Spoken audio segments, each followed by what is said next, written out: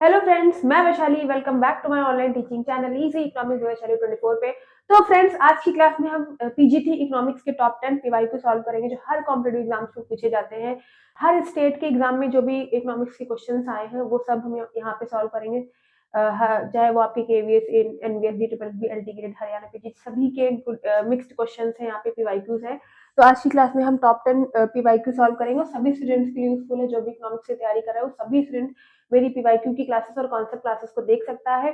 तो चलिए बिना देर किए आज के टॉप 10 पीवाईक्यू स्टार्ट करते हैं। तो पहला पीवाईक्यू है आपका कि the scarcity definition of economics has been given by, कि जो स्कार्सिटी होती है वो डेफिनेशन किसके द्वारा दी गई है। चार ऑप्शंस आपके एडम स्मिथ, बी है आपका रॉबिन्सन, सी है आपके पीगू एंड डी है आपके मार्शल। तो सबसे पहले जानेंगे कि स्कार्सिटी क्या होती है। स्कार्सिटी का मतलब होता है कमी। स्कार्सिटी को हम क्या बोलते हैं, तो कमी। तो इसका करेक्ट आंसर हो जाएगा बी। जो स्कार्सिटी डेफिनेशन है वो आपको लियोन एंड रॉबिन्स के द्वारा दिया गया है।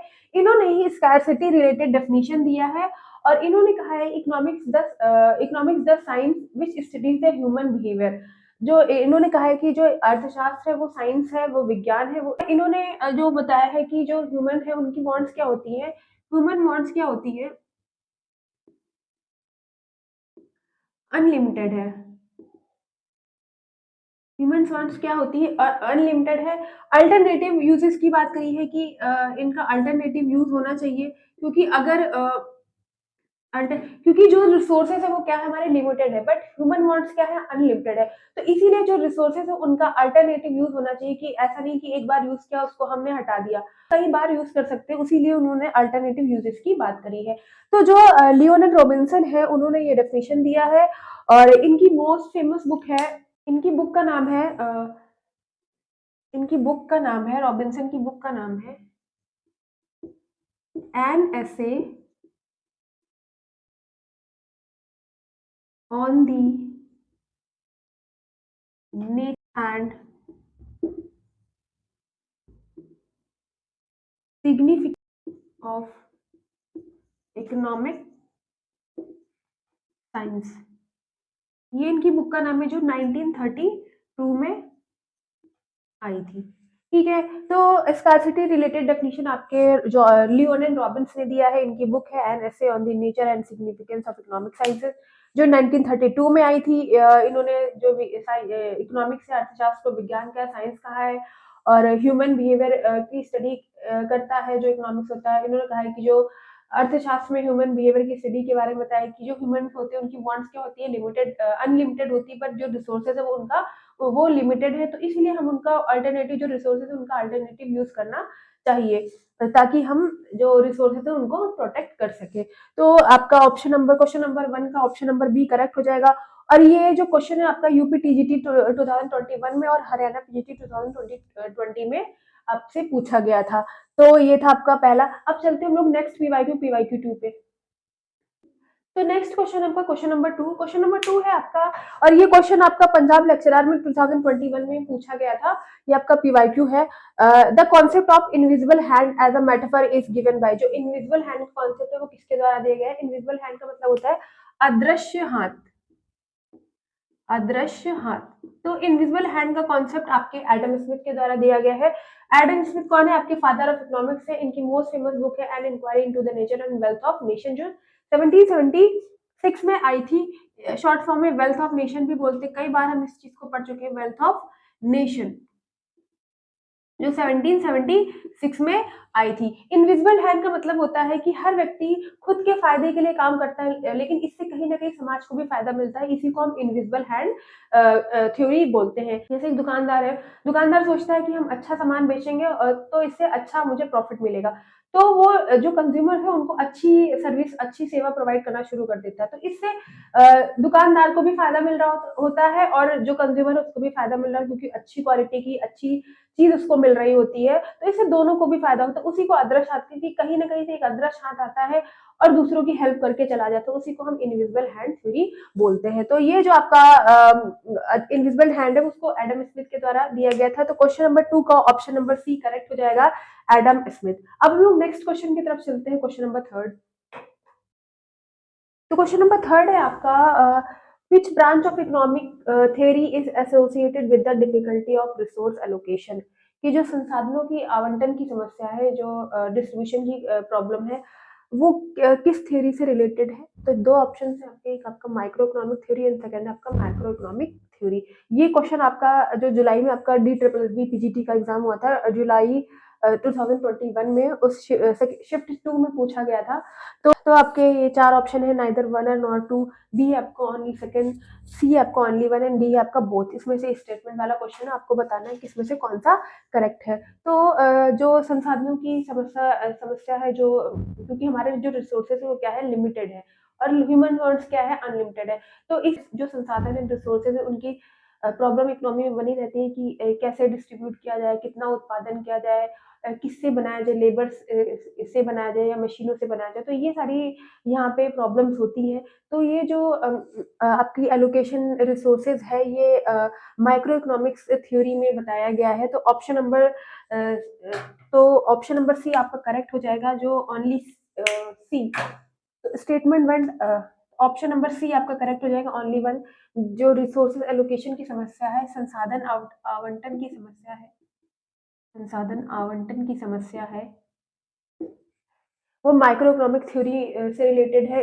इसमें ये इसी में बताया गया है, क्योंकि माइक्रो इकोनॉमिक्स का मतलब क्या होता है कि पर्टिकुलर किसी एक स्मॉल प्रॉब्लम, स्मॉल यूनिट्स की बात करी गई है, इंडिविजुअल यूनिट्स की बात, पर्टिकुलर एक प्रॉब्लम को उठा के यहाँ पे चीजों की स्टडी करी जाती है। तो इसीलिए जो संसाधनों की आवंटन की समस्या है, वो माइक्रो इकोनॉमिक थ्योरी से लिया गया है।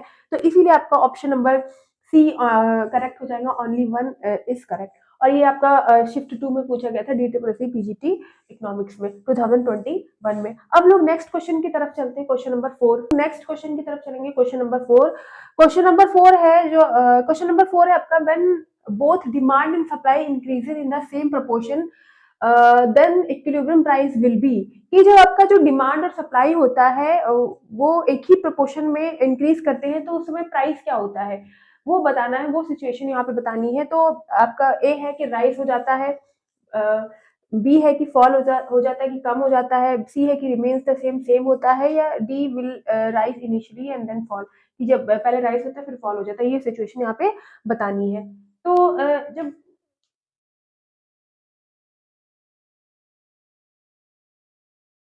यहाँ पे इसका डायग्राम देख लेते हैं कि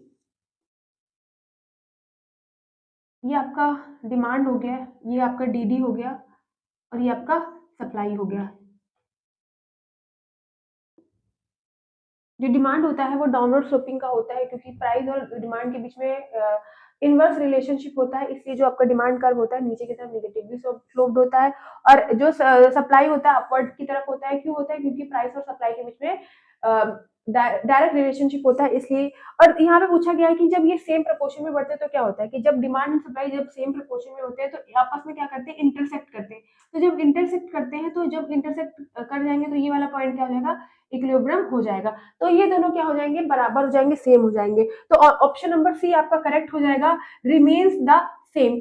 तो जब demand and supply increase in the same proportion, then equilibrium price will be remain the same. जो प्राइस होता है वो क्या होता है, वो दोनों का सेम हो जाता है। जब एक ही सेम प्रोपोर्शन में डिमांड भी उतनी बढ़ रही है, सप्लाई डिमांड अगर बढ़ रही है, तो अगर आपका सप्लाई भी इंक्रीज करता है तो प्राइस क्या हो जाता है, प्राइस बराबर हो जाएगा, प्राइस क्या हो जाएगा, प्राइस सेम हो जाएगा। तो इसीलिए जो equilibrium price will be remain the same. तो ऑप्शन नंबर सी आपका करेक्ट हो जाएगा।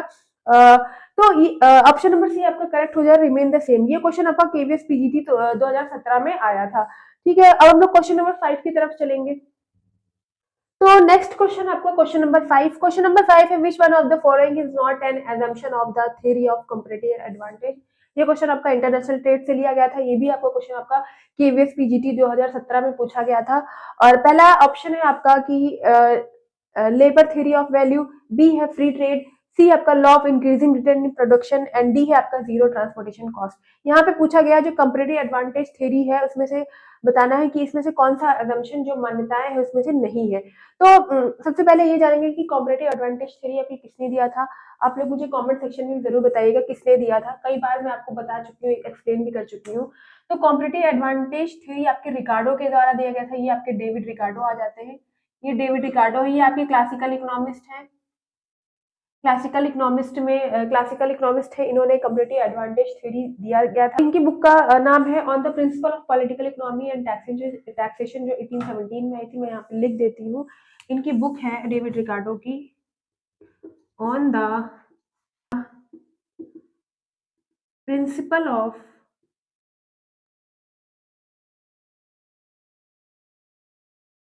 इनकी बुक है on the principle of political economy and taxation. बहुत इंपॉर्टेंट है, आपसे पूछ सकते हैं, जो आपकी 1817 में आई थी। और डेविड रिकार्डो आपके ये भी क्लासिकल इकोनॉमिस्ट कहे जाते हैं।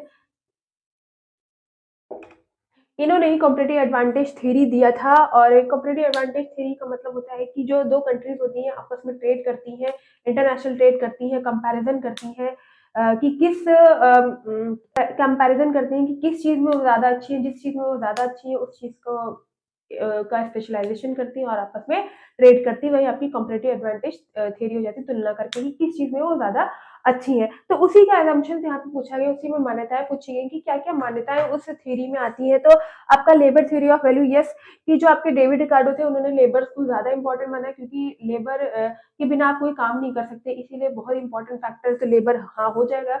बी है आपका फ्री ट्रेड, क्योंकि क्लासिकल इकोनॉमिस्ट थे तो उस समय क्या था कि जो क्लासिकल इकोनॉमिस्ट थे फ्री ट्रेड को ज्यादा बढ़ावा देते थे, फ्री ट्रेड ज्यादा होता था।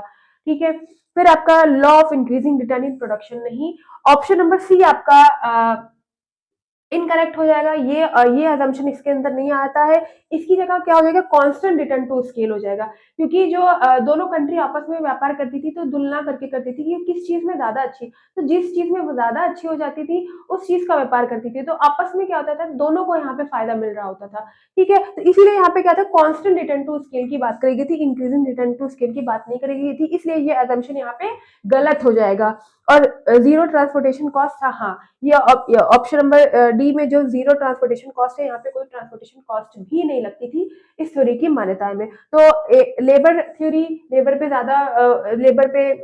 को ज्यादा इंपॉर्टेंट माना था, फिर फ्री ट्रेड होता था और कोई कॉस्ट नहीं लगती थी। तो इसीलिए आपका law of increasing return in production, ये आपका ऑप्शन गलत हो जाएगा, क्योंकि यहाँ पे कांस्टेंट रिटर्न टू स्केल की बात करी गई थी। ठीक है, तो क्वेश्चन नंबर 5 का ऑप्शन नंबर सी करेक्ट हो जाएगा, law of increasing return in production. ठीक है, ये अजम्पशन इसमें नहीं आता है। ठीक है, अब हम लोग नेक्स्ट क्वेश्चन की तरफ चलते हैं, क्वेश्चन नंबर 6।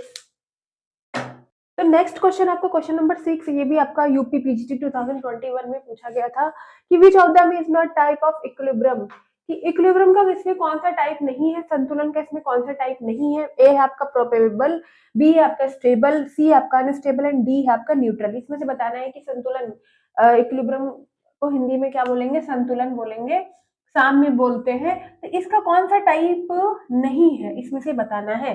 तो इसमें से बताना है कौन सा नहीं है, इसका बताना है कि कौन नहीं है। क्वेश्चन को जरूर ध्यान से, नॉट वाले क्वेश्चन तो जरूर ही ध्यान से पढ़िए, क्योंकि तभी आपका, कभी कभी ऐसा होता है ना जल्दीबाजी में हम कुछ और आंसर कर जाते हैं, इसीलिए मैंने यहाँ पे नॉट को हाईलाइट कर दिया कि इसमें बताना है कौन सा नहीं है। तो आपका ऑप्शन नंबर ए करेक्ट हो जाएगा, प्रोबेबल, ये आपका इक्विलिब्रियम का टाइप नहीं है। बाकी आपका स्टेबल, अनस्टेबल एंड न्यूट्रल यहाँ पे आपके इक्विलिब्रियम के टाइप हो जाते हैं। जैसे एग्जांपल ले लेते हैं, गेंद ले लेते हैं, जो बॉल होती है स्टेबल, ये देखो यहाँ पे ये कटोरा है, एक मान लो कि ये यहाँ पे एक बाउल है, बाउल में आपने एक गेंद रख दी है, तो ये क्या हो जाएगी, और ये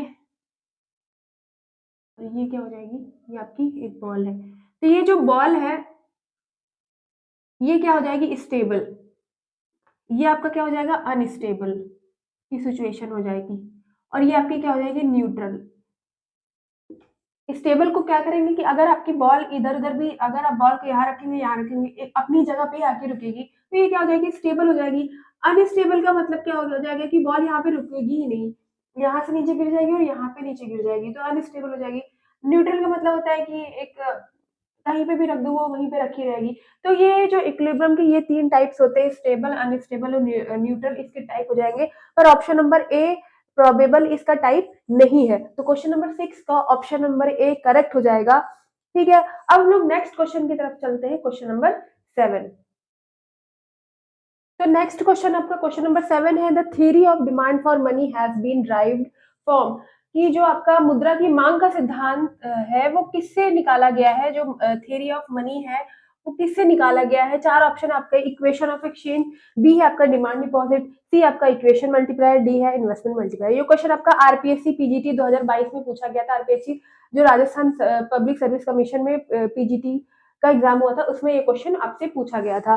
तो इसमें बताना है कि जो मुद्रा की मांग होती है वो किससे निकाला गया है। तो जो मुद्रा की मांग होती है वो इक्वेशन ऑफ एक्सचेंज से निकाला गया है। तो आपका ऑप्शन नंबर ए करेक्ट हो जाएगा। तो इक्वेशन ऑफ एक्सचेंज क्या है? इक्वेशन ऑफ एक्सचेंज हो जाएगा mv इक्वल्स टू, ये आपकी इक्वेशन ऑफ एक्सचेंज है जहां पे आपका m है मनी सप्लाई, v आपका वेलोसिटी, p है आपका प्राइस लेवल और y है आपका इनकम, y से इनकम डिडक्ट की। ये इक्वेशन ये बताता है कि जितना आप लेन देन करोगे, जितना आप ट्रांजेक्शन जितना करोगे उतना प्राइस लेवल बढ़ेगा, उतना प्राइस लेवल बढ़ता है और उतनी ही फिर क्या बढ़ेगी, डिमांड फॉर मनी इंक्रीज होगी। यही हमारा ये इक्वेशन बताता है। तो इसीलिए demand for money has been derived from equation of exchange. जो मुद्रा की मांग है वो इक्वेशन ऑफ एक्सचेंज से निकाला गया है। ये बताता है MV equals to P. MV का मतलब होता है मनी सप्लाई, एम का मतलब होता है मनी सप्लाई, वी का मतलब होता है वेलोसिटी ऑफ मनी, पी मतलब प्राइस, वाई से आपका अगर जितना आप लेन देन करोगे उतना ही प्राइस लेवल बढ़ेगा, उतना ही डिमांड फॉर मनी मुद्रा की मांग बढ़ेगी। ऑप्शन नंबर ए करेक्ट हो जाएगा, इक्वेशन ऑफ एक्सचेंज। अब हम लोग नेक्स्ट क्वेश्चन की तरफ चलते हैं, क्वेश्चन नंबर 8। नेक्स्ट क्वेश्चन आपका क्वेश्चन नंबर 8 है, who among the following develop the ways good model. कि वेज गुड मॉडल किसके द्वारा दिया गया है, ये आपका क्वेश्चन एमएस पीजीटी तो 2022 में पूछा गया था, जो दिसंबर में एग्जाम हुआ था। ऑप्शन है आपके, पी नर्क से, बी है आपका पीसी महालनोबिस, सी आपका वकील है ब्रह्मानंद एंड डी है आपका एके सेन। बताना है कि वेज गुड मॉडल किसके द्वारा दिया गया है। तो वेज गुड मॉडल आपका वकील एंड ब्रह्मानंद के द्वारा दिया गया है। ये वकील एंड ब्रह्मानंद ने बताया है कि जो वेज गुड मॉडल है, ये वेज गुड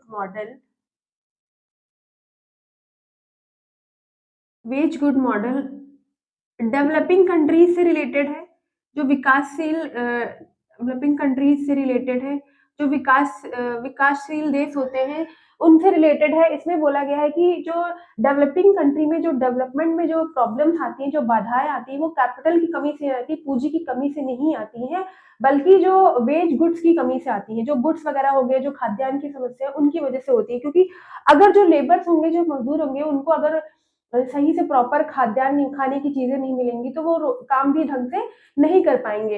इसीलिए यह मॉडल वकील ब्रह्मानंद ने रोजगार, आय और गरीबी की समस्या से जोड़ा है। तो आपका ऑप्शन नंबर सी आपका करेक्ट हो जाएगा, वकील एंड ब्रह्मानंद। अब लोग नेक्स्ट क्वेश्चन की तरफ चलते हैं, क्वेश्चन नंबर 9। नेक्स्ट क्वेश्चन आपका क्वेश्चन नंबर 9। क्वेश्चन नंबर 9 आपका demand function is the univariate of price. Option है आपके A increasing function, B decreasing function, C neither increasing nor decreasing function, D stable function. यहाँ पे demand function के बारे में बताना है। इंक्रीजिंग फंक्शन का होता है, डिक्रीजिंग फंक्शन का होता है, स्टेबल फंक्शन होता है, किस फंक्शन का होता है। तो ये आपका क्वेश्चन आपका 2018 में जो एलडी ग्रेड एग्जाम हुआ था यूपी में, उसमें पूछा गया था। तो जो आपका डिमांड होता है, डिमांड फंक्शन के बारे में पूछा गया है। तो यहाँ पे बताया गया है कि जो डिमांड होता है वो सिर्फ प्राइस पे डिपेंडेंट होता है। यहाँ पे बोला है कि जो बाकी फैक्टर्स होते हैं वो क्या होते हैं, कांस्टेंट हो जाते हैं।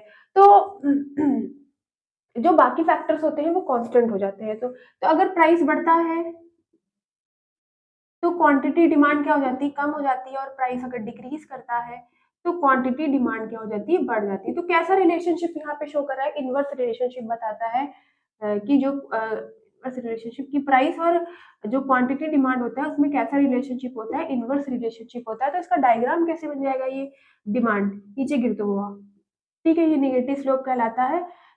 नेगेटिव स्लोप का होता है क्यों, क्योंकि प्राइस और क्वांटिटी डिमांड के बीच में इनवर्स रिलेशनशिप होता है, इसीलिए जो प्राइस होता है, क्वांटिटी और जो बाकी फैक्टर्स होते हैं उसको क्या होते हैं, उनका कांस्टेंट होते हैं। डिमांड फंक्शन में जो D is the function of price of related goods, taste and preferences, income,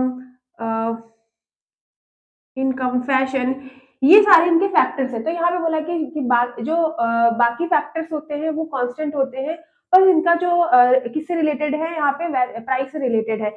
और प्राइस अगर बढ़ेगा तो डिमांड भी घटेगी, प्राइस अगर डिक्रीज करता है तो डिमांड इंक्रीज हो जाती है। तो कैसा रिलेशनशिप बताता है? इनवर्स रिलेशनशिप बताता है। किस स्लोप का होता है? डाउनवर्ड स्लोपिंग का होता है, इसलिए नेगेटिव होता है। तो ऑप्शन नंबर बी आपका करेक्ट हो जाएगा, डिक्रीजिंग फंक्शन।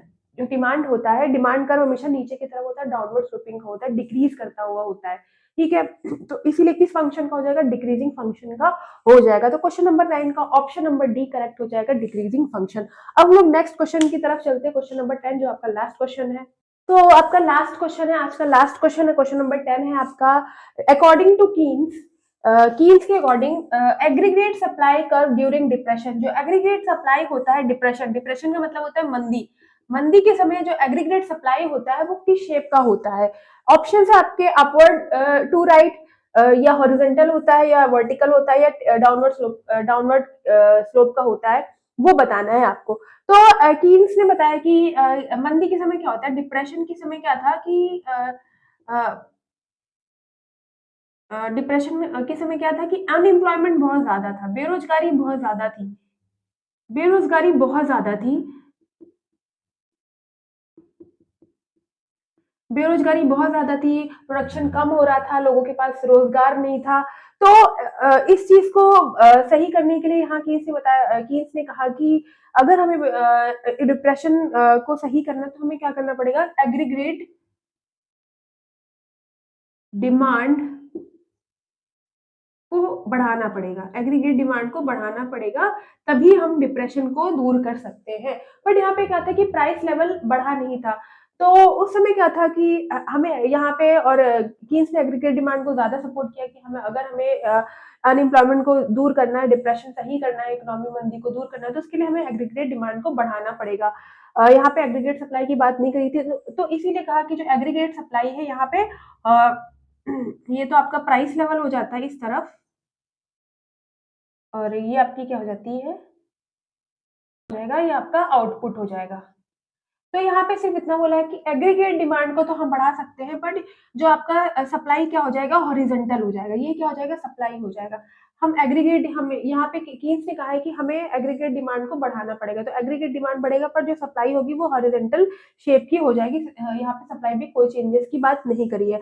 तो इसीलिए आपका क्वेश्चन नंबर 10 का ऑप्शन नंबर बी करेक्ट हो जाएगा, हॉरिजॉन्टल लाइन, जो मैंने यहाँ पे बता दिया है कि क्योंकि डिप्रेशन के समय क्या था कि जब तक हम डिमांड को नहीं बढ़ाएंगे, कीन्स का बोलना था कि जब तक हम डिमांड को नहीं बढ़ाएंगे तब तक हम बेरोजगारी दूर नहीं करेंगे, क्योंकि लोग जब डिमांड करेंगे तो मार्केट में पैसा आएगा तो लोग फिर से प्रोडक्शन बढ़ेगा तो लोगों को एम्प्लॉयमेंट मिलेगा। तो इसीलिए निकाला कि हमें यहाँ पे एग्रीगेट डिमांड को बढ़ाना पड़ेगा। इसीलिए जो बताया कि कीन्स ने बताया कि जो एग्रीगेट सप्लाई है वो डिप्रेशन के समय हॉरिजॉन्टल लाइन का होता है। तो क्वेश्चन नंबर 10 का ऑप्शन नंबर बी करेक्ट हो जाएगा।